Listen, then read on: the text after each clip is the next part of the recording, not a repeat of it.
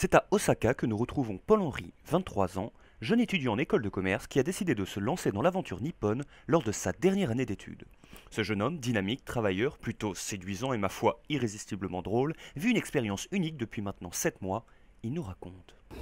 Hello, my name is Paul Henry. I come from France, but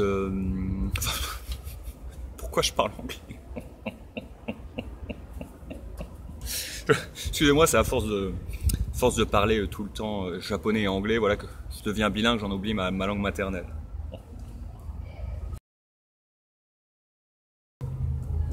Non, je pense pas avoir choisi le Japon. Je pense que c'est plutôt le Japon qui m'a choisi. Euh, je pense que j'ai vécu une immaculée décision. C'est-à-dire que maintenant que j'y repense, il y avait des petits prémices quand j'étais petit. C'est-à-dire que déjà j'adore le riz.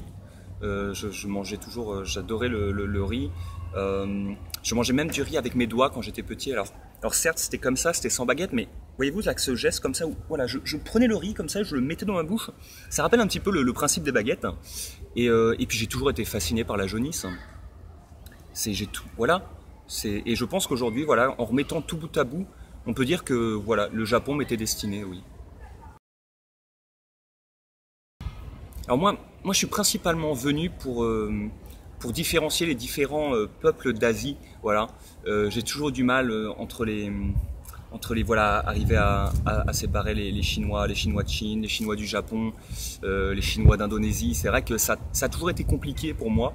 Et je pense que oui, je pense que c'était mon objectif principal en arrivant ici. Et maintenant, j'ai fait beaucoup de progrès, c'est-à-dire que je sais par exemple que les Chinois du Japon, on appelle ça des Japonais. Et voilà, je suis sûr qu'il y a plein d'autres petits mots comme ça voilà, qui vont m'apparaître. Et je pense que j'ai fait beaucoup de progrès à ce niveau-là. Ouais. Non, je dirais que c'est pas très évident. Faut savoir qu'au Japon, on a vraiment l'impression d'être dans un autre pays. C'est-à-dire que voilà, il y a la France et il y a le Japon. C'est des choses totalement différentes. Faut savoir que les Japonais ne parlent pas français. Voilà, ils parlent japonais. Alors c'est vrai qu'au début, moi, ça m'a un petit peu surpris. Je me suis dit, oulala, où est-ce que je mets les pieds? Je comprends pas du tout ce qu'ils disent. Mais bon, une fois cette barrière-là passée, c'est vrai que faut savoir s'habituer, c'est sûr. Par exemple, moi, dans les premiers jours, j'ai quand même acheté une crème pour les mains à la place du dentifrice. Bon, à ma décharge, cette crème se situait entre les cotons-tiges et les brosses à dents. Donc je me suis dit, voilà, c'est quand même une zone plutôt réservée au niveau de la tête. Et qu'est-ce que vient faire une crème pour les mains au milieu, je ne sais pas. Mais voilà, il y a quelques petites erreurs qui, bon, au final, nous permettent voilà, de façonner notre expérience. Donc c'est pas plus mal. Mais c'est vrai que non, l'intégration est, on va dire, progressive. C'est vrai qu'au bout de quelques semaines, voilà, on prend l'habitude des choses. Voilà, en France, on a l'habitude de dire métro, boulot, dodo. Bon voilà, je pense qu'au Japon, j'ai atteint un niveau où je suis habitué à train, université, karaoké. Oh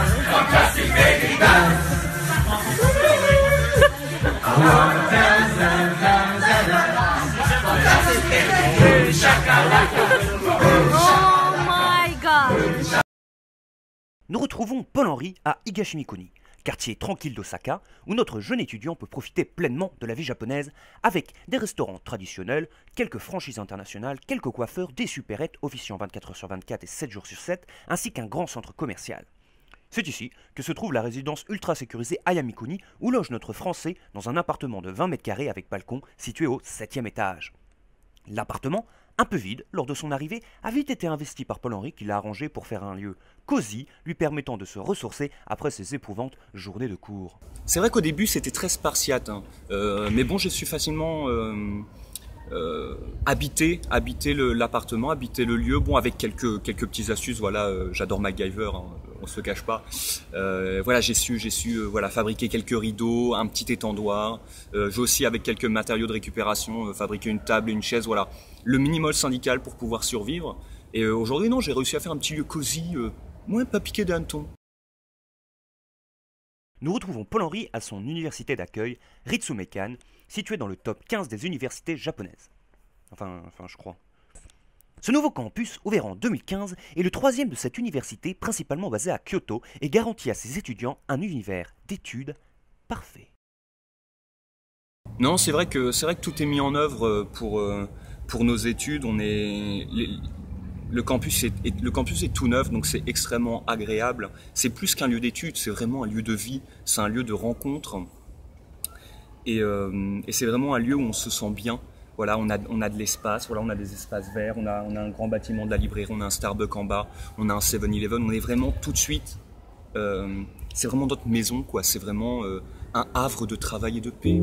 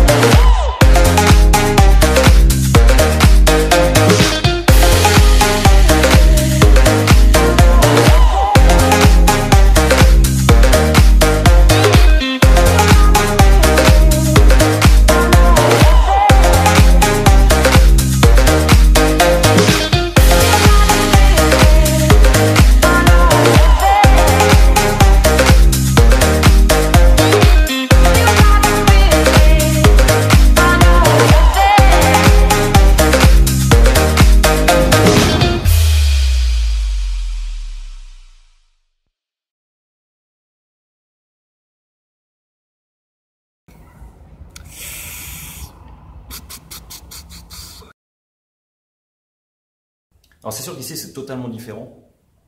Ça change beaucoup de la gastronomie française. On a déjà le riz qui est omniprésent, hein, un petit peu comme le pain chez nous, mais voire même plus, parce que le pain c'est vraiment on va dire un petit accompagnement, et le riz c'est vraiment un élément essentiel dans la préparation des plats. Donc la proportion est complètement différente. Ensuite, c'est beaucoup de viande frite, c'est beaucoup de bouillon, beaucoup de nouilles. Après, il y a pas mal de poissons crus, mais ça, faut aimer les sushis. Et c'est pas que c'est mauvais, attention. C'est bon, mais c'est pas... Voilà, je me lève pas la nuit pour aller manger un bol de ramen ou un plat de sushi.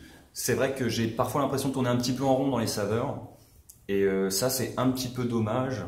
Parce que, voilà, c'est vrai qu'on a toujours l'impression de manger la même chose. Alors attention, encore une fois, c'est le point de vue d'un étudiant qui ne va pas manger au resto tous les jours, et en tout cas pas dans les restaurants UP, et qui propose aussi de nombreux choix. Voilà. Faut savoir qu'au Japon, dans la vie de tous les jours, les gens mangent quasiment tout le temps au restaurant, tous les midis, tous les soirs. C'est très fréquent. Ils font pas les courses pour une semaine, ils font les courses pour un jour et encore. Donc ils sont souvent à manger dehors. Mais voilà, moi les restaurants qui sont les restaurants de quartier, etc. C'est vraiment souvent des ramen ou de la nourriture frite, on va dire du porc frit. Donc on tourne souvent en rond. Puis aussi, il faut surtout s'habituer à la nourriture. Voilà, moi ça m'a un petit peu remué le transit intestinal, je le cache pas. C'est-à-dire qu'il faut quand même laisser le temps à son corps de s'adapter à la nourriture japonaise. Et ensuite, voilà, ensuite on s'y fait progressivement, mais ça change beaucoup. C'est pas forcément peut-être les mêmes apports. Alors je suis pas nutritionniste, loin de là, mais en tout cas, moi j'ai dû perdre 5 kilos en arrivant, et encore peut-être plus. Donc c'est vraiment totalement différent. Mais voilà, moi je rêve de patates, je rêve de bœuf grillé, parce qu'ici le bœuf il est tout le temps mis avec une sauce sucrée, il est même mariné cru dans une sauce. Du coup quand tu le cuis, t'as ce goût derrière sucré dans la bouche qui est pas terrible. C'est vraiment totalement différent. Les baguettes, non, c'est pas le plus dérangeant. Faut dire, voilà, on s'y fait vite, on est un petit peu mis au pied du mur. Après, personnellement, je les utilise pas tous les jours. Je sais les utiliser correctement, attention, voilà, ça maintenant c'est acquis. Mais voilà, faut savoir qu'à la cantine, je tournais pas mal une espèce de cordon bleu frit avec du fromage et du porc à l'intérieur, ou du poulet, je sais pas exactement ce que c'est. Et il faut savoir, voilà, moi je m'amuse pas à le prendre avec les deux baguettes, le mettre à ma bouche, le déchiqueter comme je peux et puis le remettre dans l'assiette. Non, j'ai mes limites quand même. Donc il y a des couteaux et des fourchettes à disposition. Donc on peut totalement passer outre, même dans les restaurants, on peut demander une fourchette ou un couteau, même si au début, quand j'ai osé demander, on se retrouve souvent avec la fourchette pour bébé, parce qu'ils sont pas habitués à... Voilà, ça fait un petit peu mal à l'ego, mais bon, quand t'as faim, t'as faim. Oula oui, alors là, oui, là c'est un sujet très sensible, dans tous les sens du terme, et dans toutes les sensations du terme. Bon déjà, point positif, c'est confortable, voilà, c'est une toilette classique, voilà, il y a une assise, un dossier, le siège est chauffant, donc on peut y rester assis des heures, et à la fin ça vous engourdit les jambes comme pas possible, mais ça c'est le rêve de... Enfin c'est le paradis, tu t'assois sur les toilettes et c'est chauffé là, et non pas parce qu'il y a quelqu'un qui s'est assis 3 heures avant toi, c'est complètement différent. Ensuite, bon alors il y a plein de petits gadgets, voilà, par exemple il y a le gadget pour faire du son. Donc si tu appuies sur ce bouton, voilà, tu auras de la forêt, de l'eau qui coule, qui va s'émaner de tes toilettes. Alors c'est pratique pour cacher les bruits que toi-même tu vas faire. Après, dans un autre sens, c'est vrai que si tu appuies sur le bouton, c'est que tu as quelque chose à cacher. Donc les gens qui t'ont vu rentrer ou qui te voient sortir savent à peu près qui y a eu voilà.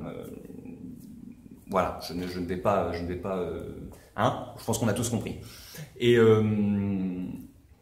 après, je pense que voilà, vous attendez le plus controversé, ce qu'on appelle l'option G. Et je pense que le mot G est proprement choisi. C'est pas un filet d'eau, non. C'est-à-dire que voilà, voilà, c'est du Karcher un petit peu. Hein, ça a pour objectif de nettoyer. Et ça nettoie, voilà. La première fois que j'ai appuyé sur le bouton, bon, j'étais tout tremblant déjà. Je ne savais pas trop où mettre les pieds, ou plutôt, si je puis dire, où mettre les fesses. Et c'est nul. Et pardonnez-moi. Et voilà. Si j'ai un seul mot pour décrire la sensation, je dirais précis. Voilà. Je vous laisse imaginer la suite.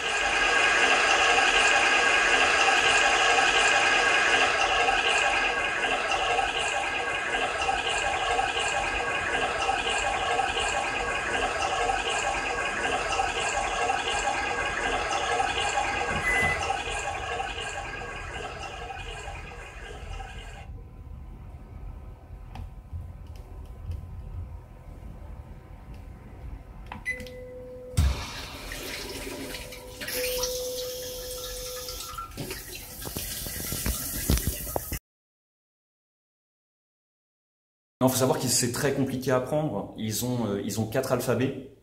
Donc ils ont d'abord le romanji. Le romanji, c'est le plus récent, c'est roman, lettres romaines. C'est donc l'alphabet latin, donc ils ont tout transcrit avec voilà, les lettres latines. Donc aujourd'hui, donc c'est plus facile pour nous pour comprendre et même écouter, parce que voilà, quand on écoute, voilà, moi j'ai le réflexe d'écrire en romanji si je dois prendre des notes ou autre. Mais c'est clairement pas un alphabet qu'on retrouve dans la société, dans les lieux courants. Il y a vraiment que ceux qui apprennent le japonais, on va dire, et qui viennent d'Europe, qui l'utilisent. Vraiment. Donc leur premier alphabet, c'était les kanji chinois, donc qu'ils ont adapté à leur sauce. Donc c'est les mêmes écritures, mais ça veut dire quelque chose de complètement différent. Donc on peut pas trop s'y fier si en ayant fait du chinois. Il y a quelques kanji bien sûr qui se ressemblent, mais bon, sur les 1500 ou 15 000, je sais même plus, c'est que dalle. Quelque chose qui m'a quand même vachement déçu, c'est-à-dire qu'ils ont tout simplement piqué le concept aux Chinois. Ils ont vu ça arriver, on dit ah, et c'est pas mal. Et t'as vu Kim, ils utilisent, alors plus Kim ce coréen, donc c'est totalement raciste ce que je suis en train de dire. Ouais, pardon. Oui, ils utilisent des lettres, fin des signes avec des bâtons, ce serait pas mal, ouais. Et hop, ils l'ont juste pris, ils l'ont adapté à leur sauce et puis basta. Donc, on est quand même sur quelque chose de... Moi, ça m'a beaucoup déçu, quoi. Enfin, j'étais... Allô, quoi. T'es japonais et tu utilises des kanji chinois. Non, mais... Allô. Ensuite, il y a les hiragana, qui sont tout simplement des lettres beaucoup plus arrondies que les kanji. C'est vraiment typiquement japonais. Et c'est, on va dire, ce qu'on retrouve le plus couramment avec les kanji dans la vie de tous les jours. Et ensuite vient les katana. C'est-à-dire, c'est une écriture totalement droite, c'est quasiment que des traits, et qui servent à écrire les mots d'origine étrangère. Donc, par exemple, on a le mot arbeito, qui vient de l'allemand travail, pour tout ce qui est petit travail pour les étudiants. Ça, par exemple, arbeito, ils vont l'écrire en katakana. Donc, les katakana, c'est quand même en soi une forme de racisme orthographique. Voilà, j'ai pas peur de le dire, en tant que citoyen du monde, je suis, encore une fois, déçu par ça. Certains disent que les Japonais sont racistes. Moi, je ne l'ai pas forcément ressenti. Alors, c'est vrai que, attention, au Japon, l'immigration est très très stricte. Et du coup, on sent bien qu'ils ne sont pas non plus habitués à voir des étrangers tout le temps. C'est-à-dire qu'on se sent un petit peu observé, voilà, qu'on s'assoit dans le train ou qu'on est dans la rue. Voilà, il y a beaucoup de regards qui restent sur nous. Après, pour être honnête, je ressens plutôt ça comme de la curiosité plutôt que du dédain ou du qu'est-ce qu'il vient faire là, lui.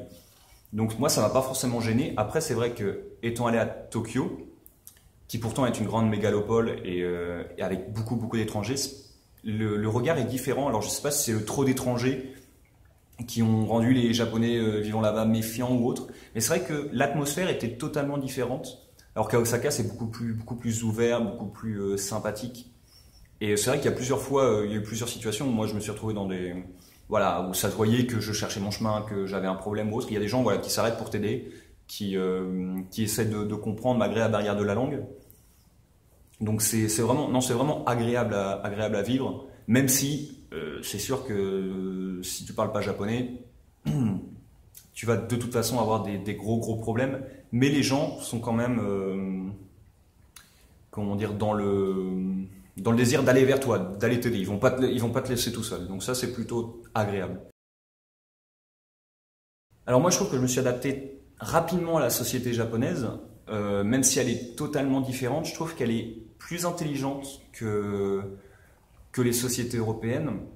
Alors, j'ai pas forcément d'exemple à donner. C'est vrai que je trouve ça un peu compliqué. C'est-à-dire que c'est vraiment un ressenti que j'ai. C'est pas flagrant. C'est plein de petites choses qui sont totalement japonaises, mais qui, inscrits dans cette société, font que la machine fonctionne parfaitement, quoi. C'est plein de petits engrenages, et au final, ça passe tout seul, mais qui serait transcrit dans la société française ou dans une société européenne ne marcherait pas du tout, parce que les gens, et l'attitude est totalement différente. Il faut savoir qu'au Japon, c'est pas du tout une société individualiste, c'est vraiment collectif à fond. Et le but, c'est de ne pas sortir de la masse. C'est-à-dire que les Japonais ont horreur d'être différenciés, d'être, alors pas mis en avant, mais agir différemment que les autres Japonais. Et ça, on le retrouve partout. C'est-à-dire que dans la rue, personne ne va traverser au feu rouge parce que c'est interdit et ne veut pas être jugé. Au travail, personne ne va partir en avance parce qu'il ne veut pas être le premier à partir en avance et être considéré comme le feignant de la bande. Et du coup, tout le monde reste au travail. Et c'est pour ça que les Japonais ont des horaires de travail complètement mirobolants. Et ensuite, comment est-ce qu'ils quittent le travail? C'est le manager qui dit « Allez, on va boire un coup, on va tous à l'izakaya, donc le restaurant où il y a à manger, à boire à volonté pendant 1 heure, 2 heures. » Et ensuite, ils rentrent, ils sont tous torchés. Ils rentrent à minuit dans leur maison appartement et puis c'est reparti ils dorment et c'est reparti rebelote le lendemain. Et c'est d'ailleurs pour ça qu'il y a un taux de suicide énorme au Japon, c'est que en final les horaires de travail sont indéfinis, la charge de travail est extrêmement importante et la pression sociale est encore plus importante. Donc la pression sociale est présente dans la vie de tous les jours et encore plus importante dans le travail. Et donc du coup c'est pour ça que, il y a beaucoup de Japonais qui pètent un câble et qui vont se jeter sous les trains. Et donc quasiment tous les jours il y a des trains qui sont en retard parce qu'il y a quelqu'un qui a décidé de se suicider. Alors ça c'est vraiment extrêmement choquant. C'est-à-dire que les gens c'est pas qu'ils en ont rien à faire, c'est que c'est inscrit dans la société. Et ça, c'est extrêmement perturbant. Mais la société marche quand même, voilà, ils ont accepté ça et le reste coule de source. Donc le but, c'est surtout de ne pas se différencier des autres, on ne va pas hausser la voix en public, on ne cherche pas le conflit, c'est-à-dire qu'on va, même si on nous a vendu un tabouret à la place d'un canapé, alors, peut-être que quand ils sont tout seuls, ils vont crier et je ne sais pas quoi, mais quand ils sont en tout cas en relation d'une personne à une autre, et d'ici, donc, relation vendeur-client, c'est-à-dire que tu ne te connais pas, etc., il n'y a pas un mot plus haut que l'autre. C'est-à-dire que ça va être des courbettes, arigato gozaimasu, sumimasen, gomenasai, machin, bidule, mais il ne va pas y avoir, nous en France, tu vas taper du poing sur la table, tu vas demander à aller voir le directeur, etc., etc. Ici, non, c'est vraiment ne pas se différencier par quelconque moyen que ce soit.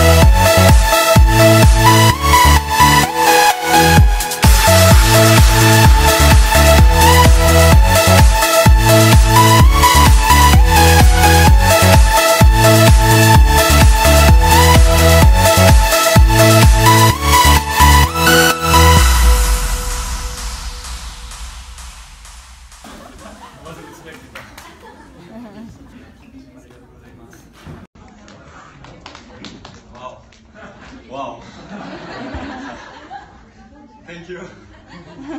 Woo, woo. Yes! Woo.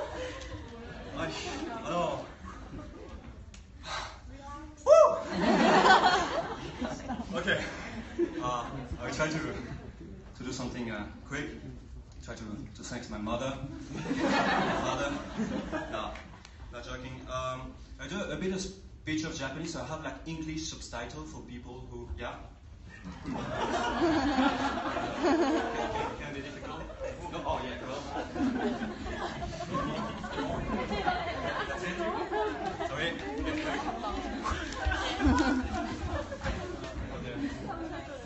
So, こんにちは皆さん。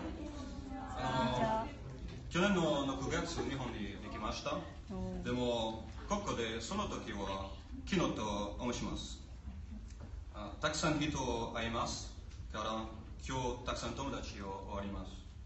来週フランスに帰りました。でもたくさんの土産をありました。終わります。はい、たくさん。本当ありがとうございます。この目は私の一番覚え。I will finish in English. It's not that I doubt my Japanese skills, but you know, can be perfect all the time. So, yeah, I want to thank you everyone, like administration, buddies, SKP people, all semester people, like nice to see you. This year, yeah, was really amazing, I think. It's always difficult to go in a country where you know nothing. Moreover, like so far from foreign continent, and just wow, like Japan. I had no really expectation. And it's really nice people, really nice culture, really nice environment. Just like don't change. That's just my advice for you, and I hope we're going to see you like next year, few years, 10 years. If you come in France, just text me, and that's it. Thank you.